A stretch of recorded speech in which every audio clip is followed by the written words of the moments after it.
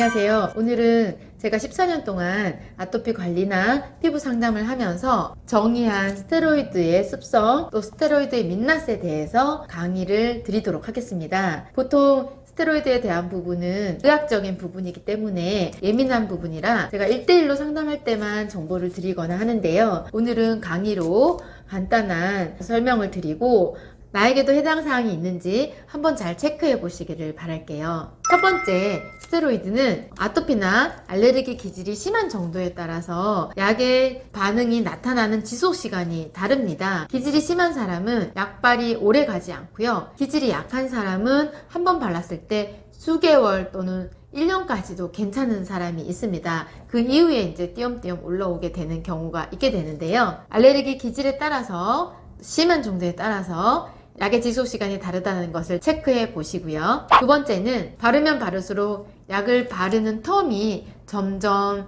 짧아집니다. 처음에는 한 달에 한 번 바르다가 2주에 한 번 바르다가 1주에 한 번 바르다가 5일에 한 번 바르다가 3일에 한 번 바르다가 매일 바르게 되는 현상이 나타나는 것이 스테로이드 전형적인 습성이고요. 그래서 세 번째, 점점 더 자주 바르게 됩니다. 최대한 안 바르려고 노력을 하지만 자주 바르게 되고요. 바르는 빈도가 나도 모르는 사이에 점점 더 잦아지게 됩니다. 네 번째는 점점 더 높은 등급을 바르게 됩니다. 제일 낮은 7등급에서 1등급으로 쭉 올라가다가 그것이 안 되면 먹는 스테로이드를 먹고요. 그것이 안 되면 주사를 맞으면서 점점 강한 등급의 스테로이드를 사용하게 됩니다. 다섯 번째, 좋아지는 것 같지만 결국 뒤를 돌아보면 더 심해져 있는 것이 스테로이드입니다. 처음에는 요만하던 범위가 넓은 범위로 많아져 있거나 또 부위가 한 군데였는데 두 군데, 세 군데, 네 군데 여기저기 많아져 있는 것이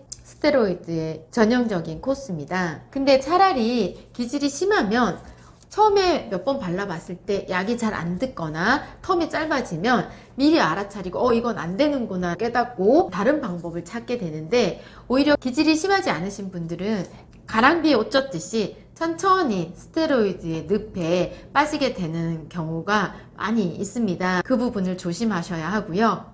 여섯 번째, 오랜 시간 동안 많이 발랐을수록 자연적으로 회복되는 시간이 길어집니다. 그리고 완전한 회복이 잘 안 될 수도 있고요. 그래서 짧은 기간 동안 짧게 바른 분이 회복되는데 훨씬 빠른 결과가 나타납니다.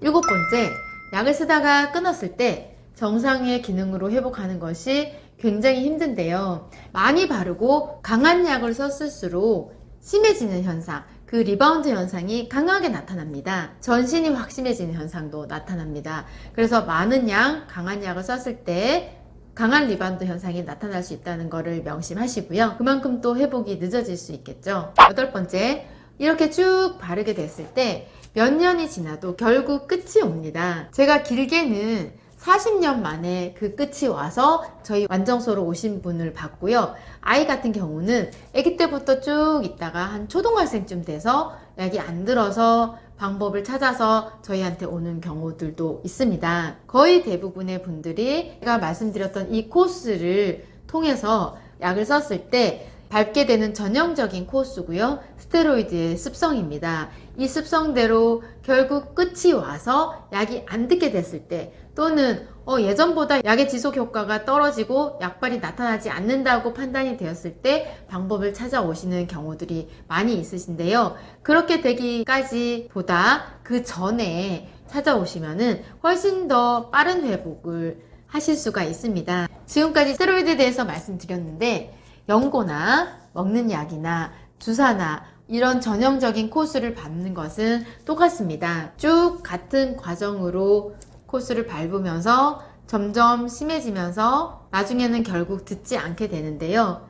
반면에 약을 쓰면서 일시적으로 도움을 받아서 정상의 기능으로 쭉 잘 지내시는 분도 계십니다. 근데 약의 도움을 받고 스테로이드의 도움을 받고 잘 지내시면 크게 문제가 되지 않고요.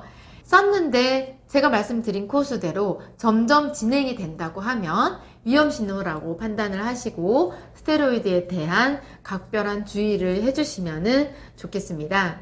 그래서 이 중에서 4가지 이상이 된다면 적신호라고 판단하시고 약을 써야 될지 말아야 될지, 또 다른 방법을 강구하셔야 하는지 고민을 해보시고요. 혼자 하는데 어렵고 잘 모르겠다라고 하신다면 피부안정연구소 문을 두드려 주시길 바랄게요. 제가 기꺼이 상담을 해드리겠습니다. 그러면 오늘은 스테로이드의 습성, 스테로이드의 총량의 법칙에 대한 강의를 마치도록 하겠습니다. 감사합니다.